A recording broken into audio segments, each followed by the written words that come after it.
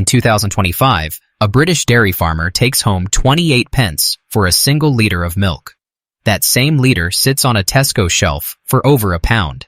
While that has been going on, a man who could not sell 16 tons of his own potatoes in 2019 has just built a beer brand that turned over $21.3 million in a year using barley from the same farms the supermarkets ignored. This is the story of how Clarkson and Caleb bypassed the entire British food system, and why the people who run it should be furious with themselves. Most people think the diddly squat story is about a celebrity pretending to farm. That is the version people who dislike Clarkson prefer. It is also completely wrong. What actually happened is that Clarkson walked straight into the ugliest secret in British food, had it happen to him on camera, and then spent 5 years building what 30 years of government reports never managed to create. A supply chain that pays British farmers fairly and makes British people proud to buy from them. The farm was not a film set. It was a laboratory, and the supermarkets never saw it coming. But to understand how he got there, you have to start at the beginning. And the beginning is humiliating. Year 1 on the farm, Clarkson grows 16 tons of potatoes. He is excited. He thinks this is simple. Grow the thing, sell the thing, make the money. Caleb, who has been farming since before he could legally drive, watches all of this with the expression of a man who already knows exactly how it ends. The supermarkets are not interested. 16 tons is not enough volume for them to bother with, but it is far too much to sell at the roadside with an honesty box. So Clarkson builds a shop, and by the time the shop is ready, the potatoes have rotted. Now, here's the thing. Every British farmer knows that story. Not the celebrity version with a camera crew. The real version, where you grow something properly and then find out the buyer will not take it at a price that covers what it cost you to grow it. That happens every single day on British farms. And nobody films it. Nobody turns it into television. Nobody makes the country care. Clarkson did it by accident, and it changed everything. Because when that episode aired, something happened that the supermarket industry did not see coming and still has not fully reckoned with. The British public watched a man lose money on his own potatoes and got angry on his behalf. Not politely concerned, genuinely angry. The kind of angry that makes you drive an hour and a half to a shed in Oxfordshire to spend £50 on a candle and a jar of honey just to feel like you did something. That anger is the foundation of everything that comes after. So Clarkson has the audience, he has the anger, he has the farm, and he has a vision. He wants to sell his own beef directly to the public, cut out the middleman, show people where their food comes from, charge a fair price, pay a fair price. Keep the money in British farming instead of letting it disappear into a supermarket distribution network. He builds toward it. He gets cattle. He starts raising pigs. He converts the lambing barn into a restaurant. He is going to do farm to fork properly right there in the Cotswolds. And the people will come because they already are, queuing down the lane, blocking the road, driving from Birmingham and London, and further just to stand on the actual farm. Then West Oxfordshire District Council arrives with the enforcement notices. Restaurant unlawful, shut it down. You have 6 weeks to restore the land to its original condition. Remove the tables, the toilets, the landscaping materials, all of it gone. Car park extension refused. The road outside can stay blocked. The countryside must be protected from the site of a car park. Shop products restricted to items produced on the farm or within 16 miles. The candles people are queuing for borderline. The beef from a British farm outside the radius. Problem. Everything Clarkson tried to build to bypass the supermarket system got strangled by planning law. Instead, he spent the money. He did the work. And the council ripped it out and told them to start again. For most people, that is the end of the story. You lose the restaurant. You scale back the ambitions. You accept that the system does not want you to succeed, and you find a way to manage within it. Clarkson filmed the whole thing instead. Every enforcement notice became an episode. Every council letter became a storyline. Every refusal became a front page. Series 2 and Series 3 of Clarkson's Farm, watched by millions in Britain and Australia and America, documented the planning battle in real time. The council spent ratepayer money fighting a planning dispute and accidentally produced the most effective advertisement for British direct farming that has ever existed. By the time the dust settled, the shop had confirmed planning permission. The car park got approved, and the restaurant, Dream, rather than dying, had just been redirected into a pub. Less than £1,000,000. A former roadside boozer called the Windmill, sitting on 5 acres near Burford. Clarkson renames it The Farmer's Dog, renovates it, films the whole chaotic process for Series 4, and opens it in August 2024.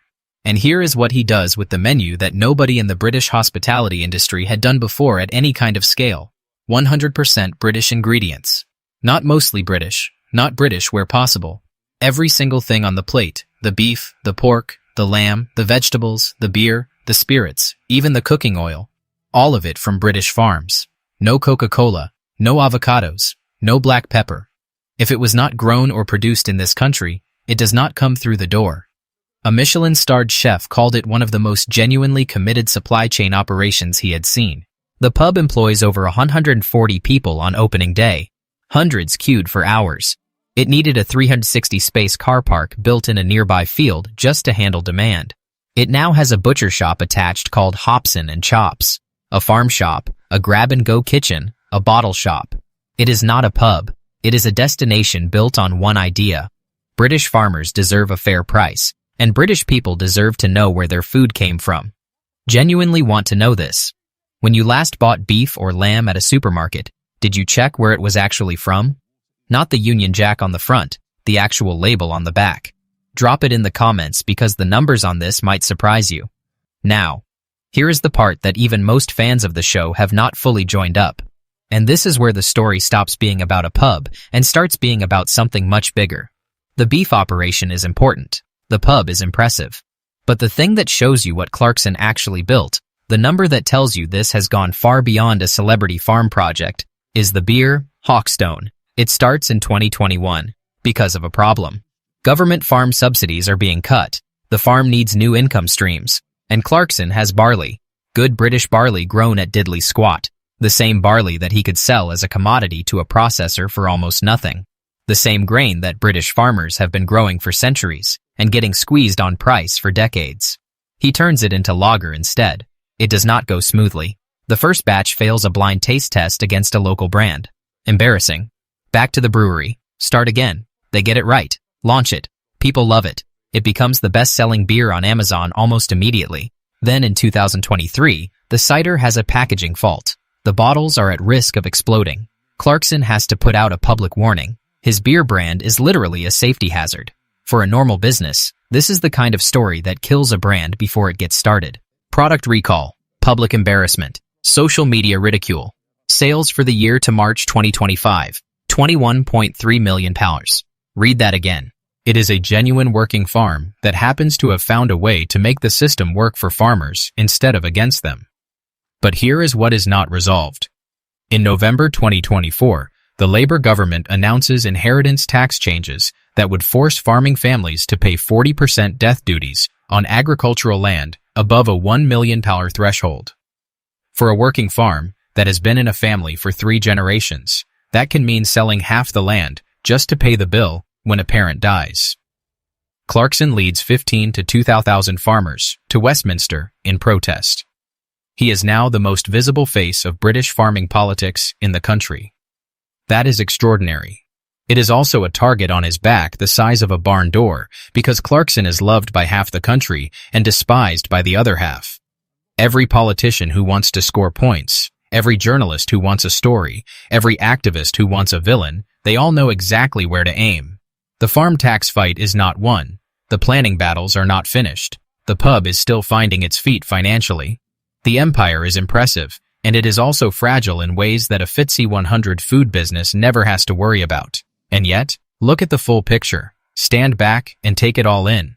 A man who made $5,035 from a filing cabinet full of potatoes now runs a supply chain that includes a nationally known farm shop, a pub with 140 employees, and a 360-space car park, a beer brand doing $21.3 million a year that the Sunday Times calls one of Britain's fastest-growing businesses, and a British farming advocacy platform that puts 2,000 people outside Parliament and makes the Prime Minister's office take notice. The barley nobody wanted became beer that Sainsbury's begs to stock. The beef that could not get a fair price from a supermarket buyer now sells out of a pub where people queue for hours to eat it. The potatoes that rotted in a barn became the story that made a nation remember what British food was supposed to feel like. The entire British supermarket industry had the land, the money, the supply chains, the data, and the distribution. They had every advantage in the world, and they spent 30 years using all of it to squeeze British farmers for another half-penny per liter. Clarkson spent 5 years using a camera crew and a bad temper, and Caleb's actual farming knowledge to build something that feels more real to British people than anything that comes out of a Tesco distribution center. That is not luck. That is what happens when the system leaves enough people angry for long enough, and then one of them is stubborn enough to actually do something about it. 535 from a filing cabinet. 21.3 million pounds from the same field. Same man, same farm. Different idea about who the food was actually for. Drop us a comment below. We would genuinely love to know. Did you visit Diddley Squat? And if you did, was the honey worth the queue? Thank you, as always, for watching.